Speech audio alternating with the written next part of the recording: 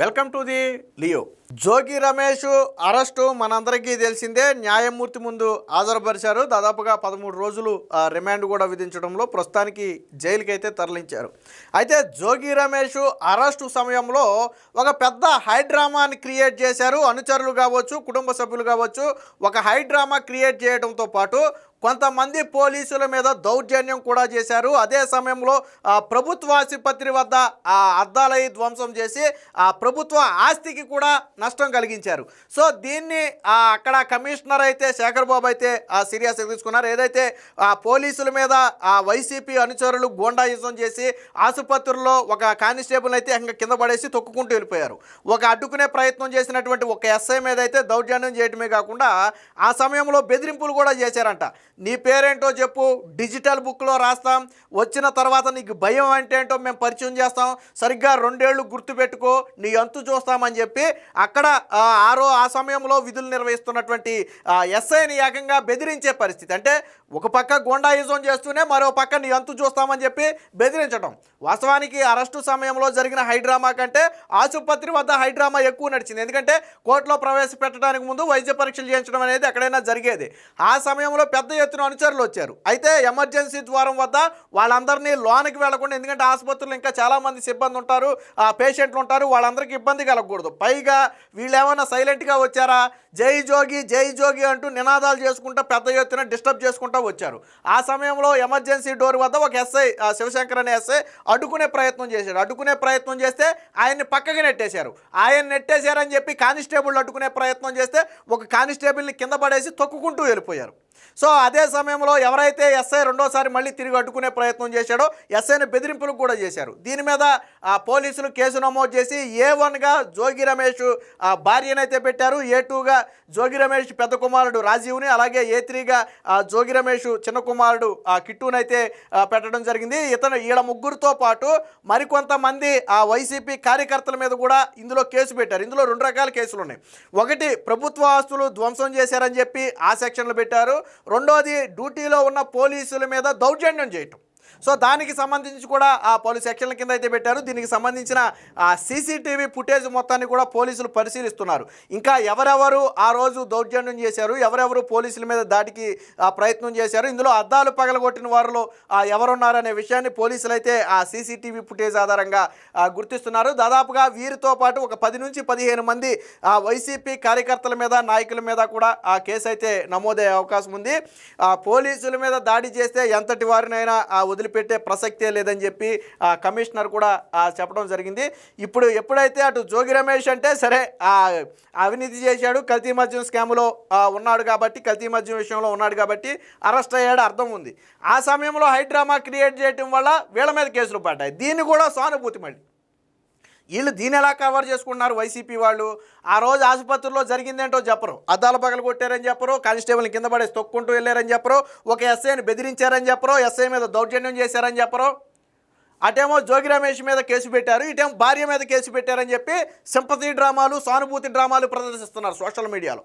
జోగి రమేష్ భార్య మీద ఎందుకు పెట్టారు కేసు, వాళ్ళ కొడుకుల మీద ఎందుకు పెట్టారు? వాళ్ళ కొడుకు ఏకంగా సాక్షిలో బహిరంగంగానే బెదిరిస్తున్నాడు. చంద్రబాబు నాయుడు గుర్తుపెట్టుకో, అంతకు 2 తిరిగి చెల్లిస్తాం, ఏది మర్చిపోమని చెప్పి వాళ్ళు బహిరంగంగానే బెదిరిస్తున్నారు. వీళ్ళ వయసు ఎంత, వీళ్ళు మాట్లాడే మాటలేంటి? జోగి రమేష్ లాంటి వాడికే దిక్కులేదు, ఈడ్స్తాను తెలియ బొక్కలో కూర్చున్నాడు. వీళ్ళకి కనీసం పాలిటిక్స్ అంటే ఏంటో అర్థం కూడా తెలియని వీళ్ళు చంద్రబాబు గారిని నీ అంతు చూస్తాం, రెట్టింపిస్తాం, ఆల్రెడీ అలా ఇస్తేనే నీ బాబు వెళ్ళాడు. ఆల్రెడీ నీ బాబు చంద్రబాబు గారి ఇంటి మీద దాడి చేసినందుకు రిటర్న్ గిఫ్ట్ ఇస్తేనే ఈ రోజు వెళ్ళి అక్కడ కూర్చున్నాడు. ఇంగిత జ్ఞానం లేకుండా మాట్లాడటం. నీ బాబుని అడిగితే చెప్తాడు విషయం ఏంటో. నీ బాబు పైకి గంభీరాలు పలికినా లోన విషయం ఏంటో మీ బాబుకి తెలుసు. కనీసం మీ బాబుతో 10 నిమిషాలు కూర్చుని నాన్న ఏంటి పరిస్థితి అంటే విషయం చెప్తారు. ఒరే బాబు వాళ్ళ జోలికి వెళ్ళకరా నాయన, అందరినీ మడతెట్టి లోన కూర్చోబెడతారని చెప్తారు. అంటే సాక్షి మైకి పెట్టగానే పాపం వీళ్ళకి పౌరుషం తన్నుకుంటూ వచ్చేది. చేసిందేమో ఏదో పని. అగ్రిగోల్డ్ స్కామ్లో లేరు మీరు, అగ్రిగోల్డ్ స్కామ్లో లేరు, అగ్రిగోల్డ్ భూములు అప్రంగా కొట్టేసే ప్రయత్నం చేయలేదా? తర్వాత జోగి రమేష్ ఏమో నాకు తెలియదని చెప్తాడా? అవినీతి చేసేసి అక్రమంగా రిజిస్ట్రేషన్ చేయించేసుకుని నాకు తెలియదని చెప్తాడా? మీ ఫ్యామిలీ చరిత్ర మొత్తం అదే కదరా నాయన. ఓ పక్కేమో జగన్మోహన్ రెడ్డి ఏమో జోగి రమేష్కి జనార్దన్ అనే వ్యక్తి ఎవడో తెలియదని చెప్తాడా? జోగి రమేష్ వచ్చి ఇంకో మీడియా సమావేశంలో నాకు జనార్దన్ బాగా తెలుసని చెప్తాడా? ఏం డ్రామాలు రా ఇవి? మీరు చేసేది ఏదో పని, లొతుకోరు పని. కల్తీ మద్యం ఎవరి మీద నిందలేయటం కోసం ఎవరిని చంపాలనుకున్నారు మీరు? చంద్రబాబు గారి మీద, కూటమి ప్రభుత్వం మీద నిందలేయటం కోసం ప్రజల ప్రాణాలు తీస్తారా మీరు? కల్తీ మద్యం వల్ల ఎవరు పోయేది ఎవరు? అంతిమంగా ప్రజలే కదా. అంటే ప్రజలు ఎంతమంది చచ్చిపోతే కూటమి ప్రభుత్వం మీద అంత బురద చల్లొచ్చు. ఎన్ని ప్రాణాలు పోతే వీళ్ళకి అంత మైలేజ్ వస్తుంది. ఎన్ని ప్రాణాలు పోతే జగన్మోహన్ రెడ్డి అంత శవరాజకీయం చేసుకోవచ్చు. ఎన్ని ప్రాణాలు పోతే జగన్మోహన్ రెడ్డి అంతమందిని పరామర్శల పేరుతో అన్ని రోజులు తిరగవచ్చు. వాళ్ళ కుటుంబాలు రోడ్డుని పడిపోయినా పర్రా. మనకు మాత్రం సానుభూతి కావాలి, సెంటిమెంట్ కావాలి, వచ్చే ఎన్నికల్లో గెలవడం కావాలి. దానికి ప్రజల ప్రాణాలను పణంగా పెట్టాలి. సిగ్గు శరం లేదా? అక్కడ జనార్దన్ అనే వ్యక్తి స్వయంగా జరిగిన లావాదేవీలతో సహా అన్ని విషయాలు పోసుకొచ్చినట్టు వివరిస్తే మా నాన్నకు సంబంధం లేదు, మా నాన్న పత్తిత్తు, మా నాన్న అగరొత్తు పొలాల వాసన తప్ప అసలు ఈ వాసనే చూడడం వీళ్ళు చేసేది. ఇది ఈ ఆ నాన్న చేసేదో గోండా, ఆ నాన్న కూడా గోండాయిజమే. దాదాపు 3 నియోజకవర్గాల్లో ఆ 3 చెరువులు నీళ్ళు తాగించారు అధికారంలో ఉన్నప్పుడు. చంద్రబాబు ఇంటి మీద దాడి చేసి మంత్రి పదవి కోసమే దాడి చేశాడు చంద్రబాబు ఇంటి మీద. ఆ రోజు రే చంద్రబాబు అంట, రే లోకేష్ అంట. వీళ్ళ పిల్లలు కూడా ఈరోజు మాట్లాడేది అదే. దీనికి సంబంధించి కేసుకు సంబంధించిన వార్త ఒకటి వచ్చింది, ఒకసారి చూద్దాం. ఇది విజయవాడ జీజీహెచ్లో పోలీసులు నెట్టుకుంటూ వెళ్తున్నట్టు. ఇక్కడ పోలీసులు 1, 2, 3, 4 పోలీసులు మనకు కనపడుతున్నారు. బట్ వాళ్ళు ఒకే డోర్లో నుంచి తోసుకుంటూ వస్తున్నారు, మనం చూడొచ్చు. ప్రభుత్వ ఆసుపత్రిలో దౌర్జన్యంపై A1గా జోగి భార్య శకుంతల, A2, A3గా కుమారులు. ఆ పోలీసులను దౌర్జన్యంగా తోసేసి విజయవాడ ప్రభుత్వ ఆసుపత్రిలో అద్దాలు పగలగొట్టిన ఘటనపై వైసీపీ నేత జోగి రమేష్ భార్య, అలాగే 2 కుమారులు, మరికొందరుపై మాచవరం పోలీసులు అయితే కేసు నమోదు చేశారు. నకిలీ మద్యం కేసులో అరెస్ట్ అయిన జోగి రమేష్ అలాగే సోదరుడు రాముని న్యాయస్థానంలో హాజరుపరిచే ముందు ప్రభుత్వ ఆసుపత్రికి తరలించారు. ఈ సందర్భంగా వైసీపీ శ్రేణులు వీరంగా సృష్టించి లోపలకు చొచ్చుకు రాకుండా నిలువరిస్తున్నా ఆగకుండా ఆ పార్టీ అనుచరులు పోలీసులపై దౌర్జన్యానికి పాల్పడ్డాడు. ఆసుపత్రిలోని ఎమర్జీ వార్డు ప్రవేశ ద్వారం వద్ద అద్దాలు పగలగొట్టారు. అద్దాలు ఎందుకు పగలగొట్టారంటే లోనికి వెళ్ళడానికి. పోలీసులు మెయిన్ డోర్ దగ్గర ఆపుతుంటే అటుపక్క గోడలు అయితే బాగానే ఉండేది, గోడలు కాదు అద్దాలు కదా. సో ఏదో విధంగా లోనికి వెళ్ళాలని చెప్పి అద్దాలు పాల్గొట్టారు. నేను అదే చెప్పేది, వీళ్ళు మనుషులు కాదు, ప్రభుత్వ ఆస్తులు ధ్వంసం చేస్తారు. ప్రభుత్వ ఆస్తులు ఏమన్నా వీళ్ళ అబ్బా సొమ్ము ఇది ఎవరిదన్నా, ఏమన్నా జోగి రమేష్ ఇంట్లో సొమ్ము అది ఏమన్నా పగలగొట్టడానికి. అదే సమయంలో అక్కడే విధుల్లో ఉన్న మాచవరం ఎస్ఐ శంకర్రావు వారిని అడ్డుకునే ప్రయత్నం చేయగా అతనిపై దౌర్జన్యం చేశారు. వీరిలో జోగి రమేష్ భార్య శకుంతల, కుమారులు రాజీవ్, రోహిత్తులనైతే ఉన్నారు. ఈ ఘటనకు సంబంధించి పలు సెక్షన్ల కింద అయితే కేసు నమోదు చేశారు. A1గా శకుంతల, A2గా రాజీవ్, A3గా రోహిత్లను అయితే పెట్టడం జరిగింది. దీంతో పాటు వీడియో ఫుటేజ్లు ఆల్రెడీ పరిశీలిస్తున్నారు. ఇంకెంతమంది ఉన్నారు, ఎవరెవరు దౌర్జన్యం చేశారు, ఎవరెవరు అద్దాలు పగలగొట్టారు అనేది పరిశీలిస్తున్నారు. ఇది బెదిరింపులు చూడండి. నీ పేరు డిజిటల్ బుక్లో రాస్తాం, ఈ ప్రభుత్వం ఉండేది ఇంకా 2 ఏళ్లే, నీ పేరేంటి డిజిటల్ బుక్లో రాసుకుంటాం, నీ కాలర పట్టుకుని నిలదీస్తాం, నీకు భయం అంటే ఎలా ఉంటుందో చూపిస్తామంటూ ఎస్ఐ శంకర్రావును వైకాపా అనుచరులు దుర్భాషలాడారు. పోలీసులు ఆపే ప్రయత్నం చేసినా ఆగకుండా రచ్చ చేశారు. అందరూ కలిసి పోలీసులు నెట్టుకుంటూ ఆసుపత్రిలోకి వెళ్లేందుకు ప్రయత్నించగా ప్రవేశ మార్గం వద్ద ఉన్న తలుపులు అద్దాలు పగిలిపోయాయి. జై జోగి అంటూ నినాదాలు చేస్తూ చొచ్చుకెళ్లారు. అదే సమయంలో అక్కడ ఎస్ఐని అయితే పక్కకు నెట్టేశారు. ఒక కానిస్టేబుల్ కిందకి పడిపోవడంతో అతను తొక్కుకుంటూనే పైశాచిక ఆనందంతో అయితే ముందుకెళ్ళిపోయారు. పార్టీ శ్రేణుల అరాచకంపై పోలీస్ కమిషనర్ శేఖర్ బాబు అయితే ఆగ్రహం వ్యక్తం చేశారు.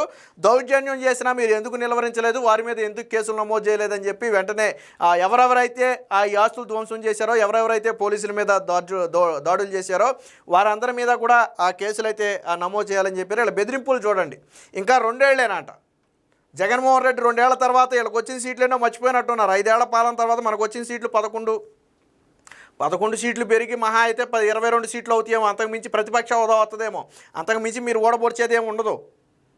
అంతకుమించి మీరు పెడిచేదే ఉండదు. 151 సీట్ల నుంచి 11 సీట్లకు పడిపోయారు. ఆల్రెడీ ఆ సంగతి మర్చిపోయి విర్రవీగుతున్నారు వీళ్ళు. జగన్మోహన్ రెడ్డి 5 ఏళ్ల పాలన చూసిన తర్వాత ఇచ్చినటువంటి తీర్పు అది. అంతకుముందు 151 మాకు ఇవ్వలేదని మీరు అనుకోవచ్చు. అంతకుముందు జగన్మోహన్ రెడ్డి పాలన తెలియదు కదా వాళ్ళకి. జగన్మోహన్ రెడ్డి ఏదో చేస్తాడు అనుకున్నారు. ఒక్క అవకాశం అంటే సర్లే అని చెప్పి ఆశపడి ఓటేశారు. ఆ తర్వాత వాళ్ళకి అర్థమైంది జగన్మోహన్ రెడ్డి లాంటి వ్యక్తిని రాజకీయాలకు దూరంగా ఉంచాలి. ఆయన ఎంత దూరంగా ఉంటే రాష్ట్రానికి అంత మంచిది. ఆ ఉద్దేశంతోనే 11 సీట్లు ఇచ్చారు. ప్రతిపక్ష హోదా కూడా ఇవ్వాల.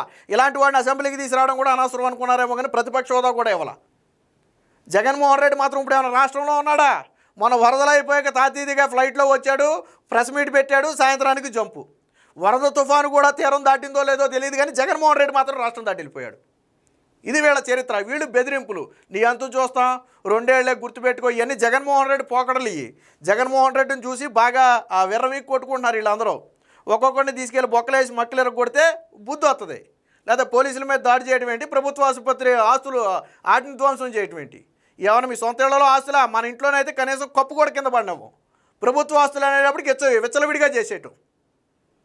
ఇలాంటి వారి మీద ఖచ్చితంగా కఠిన చర్యలు తీసుకోవాలి. ఏది ఏమైనా ఎంటైర్ కుటుంబ సభ్యుల మీద అయితే పోలీసులు అయితే కేసు నమోదు చేసినట్టుంది. దీని మీద విచారణ చేసి అవసరమైతే దీనికి నోటీసులు ఇచ్చి తిరిగి వీరిని కూడా ఆ విచారణకు పిలిచే అవకాశం ఉందని చెప్పి పోలీసులు అయితే చెప్తున్నారు. Please subscribe to Leo news for more videos.